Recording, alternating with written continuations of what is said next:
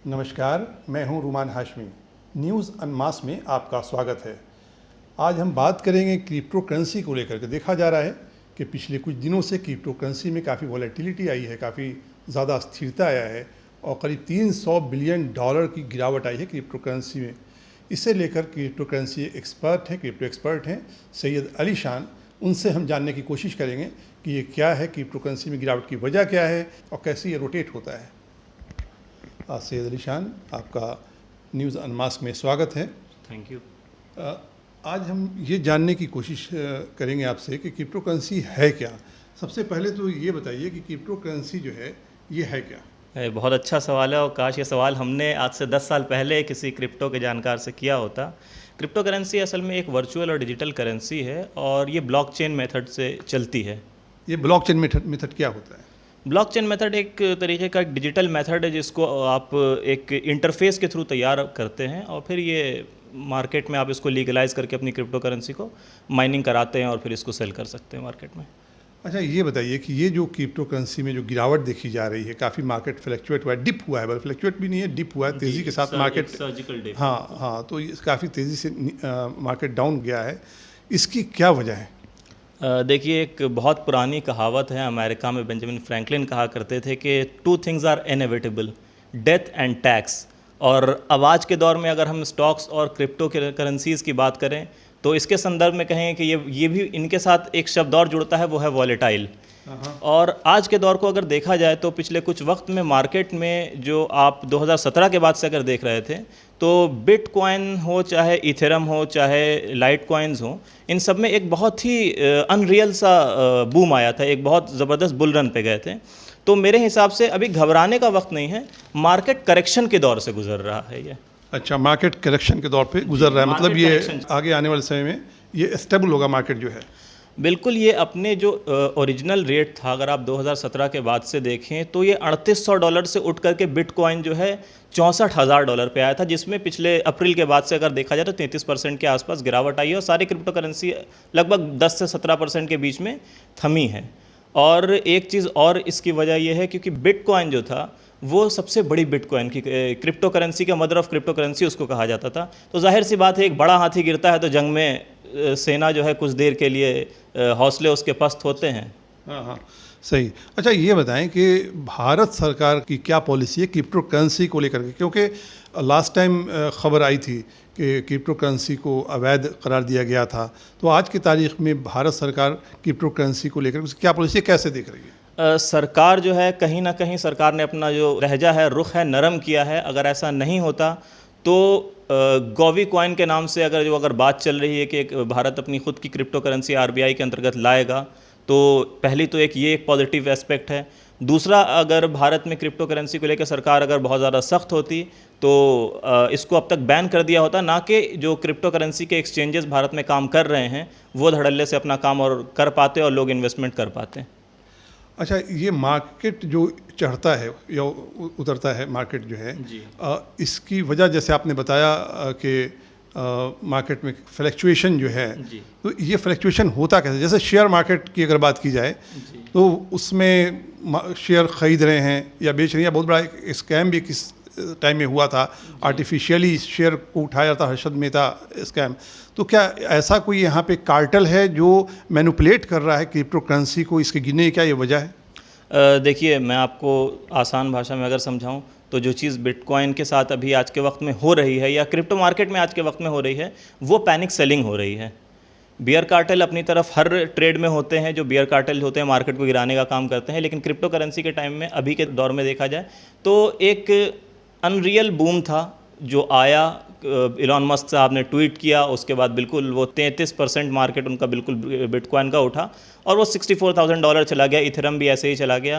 तो ये एक अनरियल बूम था जो मार्केट अभी स्टेबल हुई है, गिरी है, गिरने के बाद कुछ वक्त में स्टेबल होगी और धीरे धीरे जब ये पैनिक सेलिंग का दौर हटेगा तो मार्केट के अंदर फिर एक नॉर्मल सी स्टेबिलिटी आ जाएगी और जो मुझे लगता है कि जून से अगस्त के बीच में आ जानी चाहिए। क्रिप्टो करेंसी जो है इसकी माइनिंग कैसी होती है? क्योंकि माइनिंग लोग पढ़ते हैं, ख़बरों में आता रहता है, लेकिन आज तक समझ में आया कि माइनिंग होती कैसे है। ये बताइए आपकी कैसे माइनिंग होती कैसे? माइनिंग इसकी अगर हम और आप अगर करने बैठेंगे तो ऑनलाइन ज़ाहिर सी बात है, इनकी वेबसाइट जैसे अभी बहुत अगर लेटेस्ट बात की जाए तो पाई नेटवर्क स्टैनफोर्ड यूनिवर्सिटी के स्टूडेंट्स ने मिलकर के बनाया, तो ऑनलाइन इसकी माइनिंग हो रही है। कुछ समय पहले तक फ्री हो रही थी, अभी $0.012 की इसकी माइनिंग चल रही है।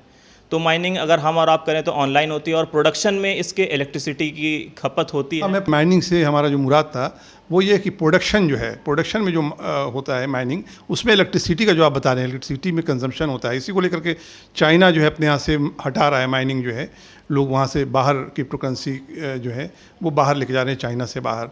तो ये इसमें कितना ज़्यादा कंजम्पशन होता है, चाइना क्यों अपने यहाँ से माइनिंग हटा रहा है?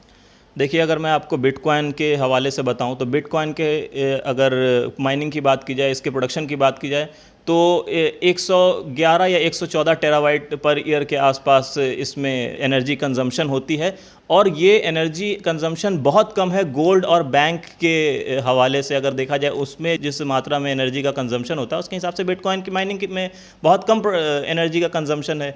तो चाइना ने तो बिटकॉइन का हाल कुछ ऐसा ही कर दिया है कि नगर में ऊँट बदनाम जिसकी लंबी गर्दन। अच्छा कहा। अच्छा, ये जो अलग अलग क्रिप्टो करेंसी है इसमें किसका भविष्य ज़्यादा देखते हैं? जैसे बिटकॉइन है, आम लोग जो हैं, जनरल पब्लिक है, वो बिटकॉइन को ज़्यादा, बिटकॉइन के बारे में जानती है, क्रिप्टो करेंसी से वो बिटकॉइन समझती है। लेकिन बिटकॉइन के बाद भी और भी करेंसी है, वो उन करेंसियों का क्या मार्केट वैल्यू है, उनका क्या भविष्य है, वो कैसे तय होता है, उसे आप किस नज़रिए से देखते हैं? देखिए, बिटकॉइन हो, इथेरम हो, कार्डिनो हो, लाइटकॉइन हो, चाहे जो भी अलग अलग क्रिप्टो करेंसीज़ हैं, डिपेंड करता है कि मर्चेंट यूज़ में ये कितना आती हैं। जिस तरह अभी आपने सर्च देखा था सारे बिटकॉइन के अंदर पिछले दिसंबर के बाद से, जब इलॉन मस्क साहब ने ट्वीट किया कि हम टेस्ला को हम बिटकॉइन के अगेंस्ट में ख़रीदेंगे, उसके बाद बिटकॉइन में बहुत ही ज़बरदस्त उछाल आया और अपने ऑल टाइम हाई $64,000 पे चली गई वो। तो ये सारी चीज़ें डिपेंड करती है कि ये मार्केट में मर्चेंट यूज़ में कितना आता है। अगर कल को बड़ी कंपनियां जैसे हिंदुस्तान में रिलायंस है, आपको बड़ी बड़ी कंपनियां जैसे टेस्ला हो गई, एप्पल हो गई, कल को अगर ये कहती हैं, एप्पल ने अभी बात शुरू भी की है क्रिप्टो करेंसी कंपनी बिटकॉइन के साथ कि अगर आप इसको थोड़ा ज़्यादा इन्वायरमेंट फ्रेंडली बनाएं, और इलॉन मस्क ने भी कुछ हफ्ते पहले ट्वीट किया कि हमारी बात चल रही है, अगर कुछ ज़्यादा इको फ्रेंडली बनाते हैं तो हम इससे हम अपनी परचेज़ करेंगे। तो जाहिर सी बात है जब ये समय आएगा, और हो सकता है ये दौर आए, क्योंकि जब कुछ साल पहले तक बिटकॉइन और जैसी क्रिप्टो करेंसीज़ को लोग ना जानते नहीं थे और इन्वेस्ट करने में डरते थे, तो आज के टाइम में अगर टेस्ला जैसी कंपनीज़ ने भी कहीं ना कहीं इसकी तरफ रुझान दिखाया अपना, और एप्पल जैसी बड़ी कंपनी, मोबाइल सेक्टर में बड़ी कंपनी मानी जाती है एप्पल, वो अगर बिटकॉइन की तरफ अपना रुझान दिखा रही है, तो इसका मतलब है कि इसका फ्यूचर है, और जब ये आएगा तो बिटकॉइन में फिर पहले जैसा बूम आएगा। अच्छा, एक बात सईद अली शान से जो उन्होंने बताया, एक बात ये हो रहा है कि एलन मास्क की जो है पब्लिक है, जनता जो है, वो एलन मास्क की जो इन्वेस्ट करते हैं, परचेज़ करते हैं, तो एलन मास्क की गाड़ी ख़रीदें, उनके बिटकॉइन को लेके, उनके क्रिप्टो करेंसी पर लेके उनके एडवाइस को नहीं जाए। बहुत लोगों को नुकसान हो चुका है, और मतलब ये एक हमारी राय है, आप इसको लाइट मूड में भी ले सकते हैं। बढ़ते हैं अगले सवाल पे। आप क्या एडवाइस करते हैं जो नए लोग हैं, फर्स्ट टाइमर जो हैं, पहली बार जो आते हैं, उन्हें इन्वेस्ट कितना करना चाहिए? देखिए, जैसे अभी का वक्त है, और हम अगर अपने मुल्क की बात करें, हिंदुस्तान की बात करें, तो बहुत से लोग जॉबलेसनेस से गुजर रहे हैं, मार्केट में कई नौकरियां गई हैं।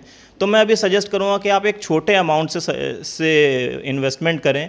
मार्केट अभी डिप किया है इसने, आप डिप बाइंग करें, और कब पोजीशन के थ्रस्ट पे जाकर के आप जब देखते हैं किसी भी आप एक्सचेंज में, तो उसमें आप एक लिमिट सेट कर दीजिए, जिस लिमिट को कहते हैं स्टॉक लिमिट, कि हमें ये टोकन जो है बिटकॉइन का या कार्डिनो का या इथेरम का, हमें इस रेट पे लेना है। तो जैसे ही वो गिर के उस रेट पे आएगा आप ख़रीद पाएंगे। और बड़ा अमाउंट अभी आप इन्वेस्ट ना करें, क्योंकि अभी जाहिर सी बात है एक नाजुक दौर से गुजर रहा है, बड़ी वॉलेटाइल कंडीशन है, कब और कितना डिप कर जाए, क्योंकि हर डिप के बाद एक नया डिप आ रहा है इसमें। क्रिप्टो करेंसी पे आपने एक कीमती जो एडवाइस किया, जो बातचीत रही, उसके लिए बहुत बहुत शुक्रिया। समय निकालने के लिए बहुत बहुत शुक्रिया सैयद अली शान। तो ये थे सैयद अली शान, क्रिप्टो करेंसी एक्सपर्ट।